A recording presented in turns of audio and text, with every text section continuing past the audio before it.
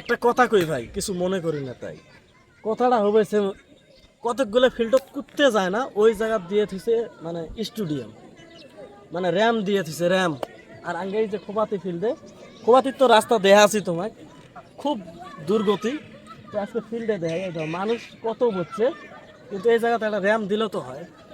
এটা কার দোষ, এমএলএর দোষ না এমপির দোষ না কই আমি, কিন্তু র্যাম এটা লাগে জরুরি। যে কোনো মানে র্যাম এটা দিলে এই জায়গায় যদি খেলা হয় না, দর্শক বহুত হয়। খোবাতি ফিল্ডের মধ্যে যদি একটা খেলা হয়, ক্রিকেট খেলাও হয়, তাও দর্শক বহুত হয়। আর ওই জায়গার মধ্যে যদি খেলা হয় হাইয়েস্ট 5 জনের থেকে 6 জন, তাও ওরাই স্টেডিয়াম দিয়ে থুছে, র্যাম দিয়ে থুছে, ওবে ওবে ওবে ওবে দিয়ে থুছে।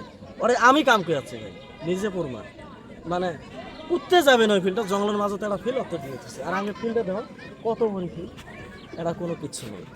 তো তোমার পাশের ক্যামেরা দিয়ে দেখাই আমি, দেখো দেখো খোপাতি ফিল্ডের অবস্থা।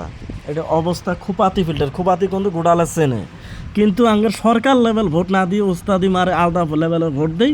দিসপুরের বাইরের এমএলএ হয়, ওই ভিটে এমএলএ বানাচ্ছি দিসপুরের বাইরের এমএলএ। তো এই হিসেবে সরকার লেভেল ভোট দিয়ে যদি সরকার লেভেল একটা এমএলএ বানাও, রাস্তাঘাট সে সুন্দর হবো। ফিল আগে খোপাতের মধ্যে বড় ফিল, এটা কিন্তু খেলা হলে মানুষ বহুত হয়। কতকগুলো আমার ভাই কব যে বিজেপির দালাল, ভাই বিজেপির দালাল নয়, আমি লিগেল কথা কইলাম। তো উপযুক্ত এমএলএ বানাও, সাথে কই জায়গার ডেভেলপ হয়।